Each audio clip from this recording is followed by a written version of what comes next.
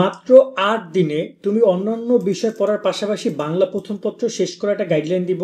এই গাইডলাইন অনুযায়ী তুমি যদি ৮টা দিনে বাংলা শেষ করে ফেলো, পরীক্ষার আগে ছাড়া তোমাকে আর বাংলা ধরতে হবে না এবং পরীক্ষার আগে রিভিশন দিয়ে তুমি পরীক্ষা কেন্দ্রে যাবা। তোমাদের শর্ট সিলেবাস অনুযায়ী খুবই অল্প কয়টা অধ্যায়ের উপর পরীক্ষা হবে, বাট ৮টা দিন আমি জাস্ট হালকা করে তোমাদের দৈনিক ২ ঘন্টা, ১ ঘন্টা, ১.৫ ঘন্টা বা ২ ঘন্টা সময় চাইবো।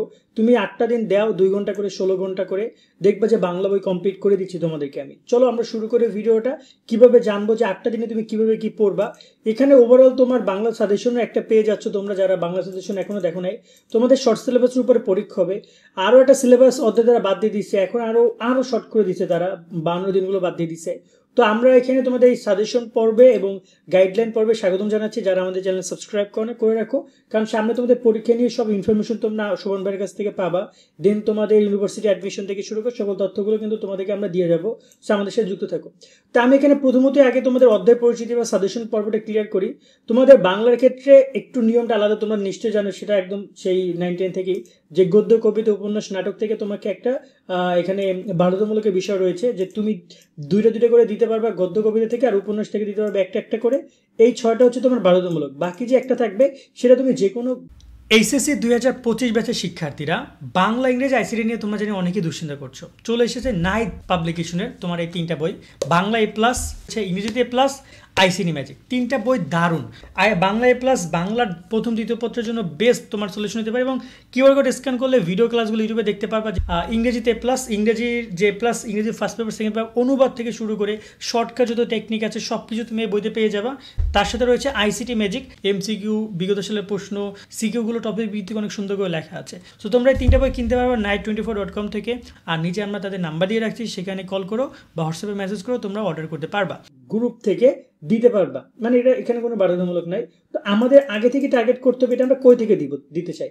বেশিরভাগ শিক্ষার্থী টার্গেট করে এটা হয় গদ্য থেকে, আর না তো নাটক উপন্যাস থেকে।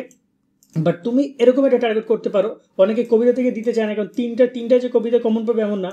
আবার কবিতায় কিন্তু তোমাদের অ্যান্সার করতে হবে ওভারঅল 7টা প্রশ্ন, 7টা অধ্যায় পড়তে হবে, কিন্তু সেখানে গদ্য মাত্র 6টা অধ্যায় পড়তে হবে, 6টা থেকে 4টা প্রশ্ন আসবে।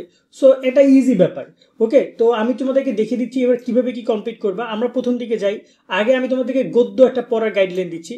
গদ্যে টোটাল অধ্যায় রয়েছে তোমাদের টোটাল 6টা, কিন্তু এখানে 7টা দেখতে পাচ্ছ। এখান থেকে 52 দিনগুলো আগে কাটে দিয়ে আমি, কারণ এটা বাদ। তোমাদের যে লাস্ট শর্ট সিলেবাস তারা প্রকাশ করেছে, এই দেখতে পাচ্ছ 23-এর অনুযায়ী তোমাদের 25-এর সিলেবাস। এখানে কিন্তু তোমাদের এই যে 52 দিনগুলো, অপরাজিতা, বিলাসী, আমার পথ, মানব কল্যাণ, মাসি বেশি, রেইনকোট আছে, এখানে কিন্তু 52 দিনগুলো আগে ছিল, ওইটা নতুন সরকার এসে বাদ দিয়ে দিছে। ঠিক আছে, এখন তারা একদম পুরোপুরি এই 6টার উপরে পরীক্ষা হবে। এখন এখান থেকে প্রশ্ন আসবে 4টা, তুমি অ্যান্সার করবে 2টা, কিন্তু না, তুমি অ্যান্সার করতে হবে তোমাকে 3টা। তুমি 3টা করে প্ল্যানিং করো, তাহলে তোমার জন্য বেটার হবে, কারণ গদ্য অনেক সুন্দর করে তুমি লিখতে পারবা। সো এখানে যদি আমি বলি তোমাদেরকে 4টা অধ্যায় বলছি, যে 4টা অধ্যায় পড়লে তোমাকে 4টা প্রশ্ন ইনশাল্লাহ কমন পড়বে। ফার্স্ট অপরিচিত অধ্যায় পড়ে যাও, বিলাসী পড়ে যাও, মাসি বেশি পড়ে যাও, রেইনকোট পড়ে যাও। এই 4টা অধ্যায় পড়লে ইনশাল্লাহ তুমি 4টা প্রশ্ন কমন পাবা। যদি কমও হয় তুমি 3টা পাবা। আবার চাইলে তুমি 6টাও পড়তে পারো, খুব বেশি না তোমার জন্য। কিন্তু দেখো, তোমার তো প্রত্যেকটা সাবজেক্টে ফার্স্ট পেপার, সেকেন্ড পেপার আছে। তো দেখা যায় ফিজিক্স, কেমিস্ট্রি বা তোমার গ্রুপ সাবজেক্টগুলোতে অনেকগুলো বিষয় পড়তে হচ্ছে, যার কারণে আমি খুব বেশি পড়ার জন্য জোর দিব না। তবে যখন তুমি নৈবিত্তিক পড়বা তখন কিন্তু তোমাকে সবগুলো অধ্যায় পড়তে হবে। তা আমি এখানে তোমাদেরকে প্ল্যানিং করবো যে 6টা অধ্যায় তুমি পড়ো, তবে বাকি 2টা অধ্যায়, মাঝখানে যে 2টা অধ্যায় রয়েছে, 2টা চাইলে তুমি এমসিকিউ পড়তে পারো। ওকে, দেন আমরা আসি এবার তুমি কিভাবে কি পড়বা সেই টপিকটা নিয়ে কথা বলতে। সো যদি প্রথমে আসি, এখানে আমরা যদি প্ল্যানিংটা করি, প্রথম দিন তুমি শুরু করবা তোমার অপরিচিতা দিয়ে। অপরিচিতা তুমি যখনই পড়তে যাবা তখন তুমি চেষ্টা করবে এটা এমসিকিউর সাথে সাথে পড়ে ফেলার জন্য। এমসিকিউটা সিকিউ পড়বা, এমসিকিউ পড়বা। ওকে, প্রথম দিন। দ্বিতীয় দিন এসে তুমি আবার সুন্দর করে ওই প্রথম দিনে তুমি আবার এখানে বিলাসীটা কমপ্লিট করে ফেলবা। সো গেল তোমার অপরিচিত এবং বিলাসী গেল। এবং আমার পথ, এই 3টা অধ্যায় তুমি আমার পথের এমসিকিউ পড়বা। তুমি তো জানো আমার পথের সিকিউ আমি কিন্তু পড়তে বলি নাই। সো আমার পথে জাস্ট এমসিকিউ পড়লেই এনাফ। ওকে, সো আমার পথে তুমি এখানে সুন্দর করে এমসিকিউটা পড়বা। তাহলে তোমার এই যে 3টা অধ্যায়, তুমি সকালবেলা হয়তো একটা অধ্যায় কমপ্লিট করলা, তার সিকিউ এমসিকিউ, বিকেলবেলা আবার রাত্রেবেলা সিকিউ এমসিকিউ পড়ে ফেললা, আর আমার পথের এমসিকিউটা মাঝখানে পড়ে ফেললা। একদিনের মধ্যে তোমার 3টা অধ্যায় কমপ্লিট রইল। তারপর তোমার এখানে যদি বলি মানব কল্যাণে কিন্তু শুধু এমসিকিউ পড়তে বলছি আমি, সিকিউ পড়তে বলি না। তো মানব কল্যাণ গেল। দেন তুমি মাসি বেশির, অবশ্যই তুমি মাসি বেশির সিকিউ তোমাকে পড়তে হবে, সিকিউ এবং এমসিকিউ। সেক্ষেত্রে তুমি একবারে কমপ্লিট করে ট্রাই করবা। ঠিক আছে, অধ্যায় যখন ধরবা ওই অধ্যায় সিকিউ এমসিকিউ একসাথে সম্পন্ন করবা। এতে করে কি হবে, অধ্যায় সম্পর্কে ব্যাপক ধারণা তুমি পাবা। ঠিক আছে, এবং এমসিকিউ গুলো পড়ার ক্ষেত্রে তোমার জন্য ইজি হবে। তো 2 দিনের মধ্যে কিন্তু আমি তোমাদের এখানে কিন্তু এটা পুরো কমপ্লিট করে দিলাম 2 দিনের মধ্যে। ওকে, সো 2 দিনে তুমি পুরো গদ্য কমপ্লিট করে ফেলতে পারো। ওকে, আবার এই সেম ভাবে যদি আমরা আসি, যদি তোমার এখানে কবিতা নিয়ে কথা বলতে, কবিতায় কিন্তু অধ্যায় রয়েছে তোমাদের 60টা। 60টা থেকে তোমার প্রশ্ন আসবে কয়টা? 3টা। কিন্তু এখানে একটু টাফ একটা ব্যাপার রয়েছে একটু, যেহেতু 4টা অধ্যায় তোমাকে এখানে বাদ দিতে হবে 3টা অধ্যায় থেকে। যেমন সোনার তরী থেকে আমরা মানে 80% বোর্ড প্রশ্ন করবে, কোনো কোনো বোর্ড নাও করতে পারে। বিদ্রোহের ক্ষেত্রেও তাই, 80% বোর্ড করবে, কোনো কোনো বোর্ড নাও করতে পারে। এই যে 2টা অধ্যায় তোমাদের জন্য ভেরি ইম্পর্টেন্ট, তাহারে মনে পড়ে ভেরি ভেরি ইম্পর্টেন্ট। তার সাথে এখানে আমি কিংবদন্তি কথা বলছি, এইটা ভেরি ভেরি ইম্পর্টেন্ট। এই 4টা অধ্যায় পড়তে বলবো, এখান থেকে তুমি 2টা প্রশ্ন কনফার্ম কমন পাবা। দেখো বিদ্রোহী এতটা গুরুত্বপূর্ণ, সোনার তরী এতটা গুরুত্বপূর্ণ, কিন্তু অনেকগুলো বোর্ড এখান থেকে কোশ্চেন করবে না, কারণ সবগুলো বোর্ড দেখা যায় 1-2টা বোর্ড মিস দিবে, 9টা বোর্ড আছে, সেক্ষেত্রে মিস দিতে পারে। বাট তুমি টোটাল 4টা অধ্যায় পড়লে ইনশাল্লাহ 2টা প্রশ্ন কমন পাবা। ঠিক আছে, 2টা প্রশ্ন তুমি এখানে কমন পাচ্ছ। তোমার যদি একটা রিস্ক মনে হয়, তুমি 18 বছর বয়সটা পড়ে যেতে পারো। সো ওভারঅল আমি এভাবে পড়ার জন্য তোমাকে প্রিফার করবো। দেন এবার আসে যে কিভাবে কি তোমরা প্ল্যানিং করবা। তো প্রথম দিন তুমি 3টা অধ্যায় তুমি সিকিউ, 2টা অধ্যায় সিকিউ এবং একটা অধ্যায় এমসিকিউ তুমি কমপ্লিট করো। এভাবে তুমি প্ল্যানিং করো যে তৃতীয় দিন এসে তুমি তৃতীয় দিন এসে আমি এখান থেকে তোমাকে কিভাবে কপি করে দেখাচ্ছি। সোনার তরীটা তুমি কমপ্লিট করবা, সোনার তরীটা ফার্স্ট সিকিউ কমপ্লিট করবা, দেন এমসিকিউ কমপ্লিট করবা, দেন বিদ্রোহী আছে, বিদ্রোহী সিকিউ কমপ্লিট করবা, দেন এমসিকিউ কমপ্লিট করবা। দেন তুমি এখানে পরবর্তী যে অধ্যায় রয়েছে সেই অধ্যায়টা তুমি প্রতিদান, এটা তুমি সিকিউ কমপ্লিট করবে এবং এমসিকিউ শুধুমাত্র এমসিকিউ কমপ্লিট করবা, যেহেতু এটা সিকিউ পড়ার দরকার নেই। আবার পরবর্তী দিনে এসে তাহারে মনে পড়ে এটা তুমি এমসিকিউটা পড়ে ফেলবে। এখানে একটা কথা বলতে চাই আমি, যেহেতু এখানে 3টা অধ্যায় তোমাকে এমসিকিউ পড়তে হবে, দেখতে পাচ্ছ সিকিউ এমসিকিউ পড়তে হবে, মানে আমি সৃজনশীলের জন্য দিয়েছি, সেখানে ফেব্রুয়ারি 1969 এটা শুধুমাত্র কিন্তু এমসিকিউ পড়তে হবে। তো তুমি ট্রাই করো যে তৃতীয় দিনে তুমি এই ফাঁকে ফেব্রুয়ারি 1969টাও কমপ্লিট করার জন্য। এতে করে কি হবে, তুমি 2টা অধ্যায় সিকিউ পড়বা, এই যে 2টা অধ্যায় সিকিউ, প্রথম 2টা অধ্যায় সোনার তরী বিদ্রোহী, আর বাকি 2টা অধ্যায় তুমি শুধুমাত্র এমসিকিউ পড়ো।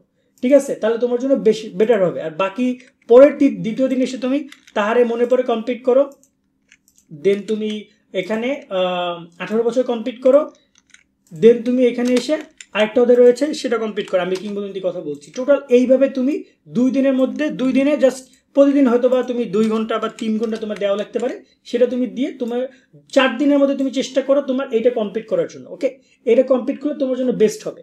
আর এরপর যদি আমি কথা বলি তোমাদের নাটক উপন্যাস নিয়ে, দেখো নাটক উপন্যাসের ক্ষেত্রে তোমরা 2টা প্রশ্ন পাবে, একটা অ্যান্সার করবা। সো তোমার টার্গেট থাকবে এখান থেকে একটা অ্যান্সার করার। কিন্তু তুমি একটা কথা মাথায় রাখবা কি, যে জানো তুমি যদি মানে এখানে অপরিচিতা খুবই সহজ একটা প্রশ্ন কমন পাচ্ছ, অপরিচিত ছোট একটা অধ্যায়, বা এখানে সোনার তরী ছোট একটা অধ্যায়, মানে লাল সালু বা সিরাজদৌল্লার তুলনায়। ওকে, কিন্তু দেখো যখন তুমি এই তোমার এই 10 মার্ক তুমি ফালাই দিতে পারো, এই অধ্যায়গুলো বড় দেখা, এগুলো একটা নাটক একটা উপন্যাস, এখান থেকে 2টা প্রশ্ন আসবে, একটা অ্যান্সার করবা, এজন্য তুমি কিন্তু ফালাই দিতে পারো না, তোমার কিন্তু প্রস্তুতি নিতে হবে। এক্ষেত্রে আমি বলবো লাল সালুর ক্ষেত্রে তুমি পুরো একটা দিন লাল সালুর উপরে দাও, ঠিক আছে, দেন আবার পুরো একটা দিন তুমি সিরাজউদ্দৌলার উপরে দাও, পুরো একটা দিন। সকালবেলা তুমি হাফ হাফ পড়ো, বিকেলবেলা তুমি হাফ হাফ পড়ো। এক্ষেত্রে যদি তোমার কাছে কঠিন মনে হয় তুমি চাইলে আরো একদিন স্কিপ করতে পারো। তো 6 দিনে কিন্তু আমি প্ল্যানিং দিচ্ছি, মাঝখানে যে 2টা দিন থাকবে এই 2টা দিনে আমি তোমাদেরকে বলবো তোমরা এখনই এসে 2024-এর যে বোর্ড কোশ্চেনগুলো থাকবে, এই 24-এর বোর্ড কোশ্চেন তুমি সলভ করো।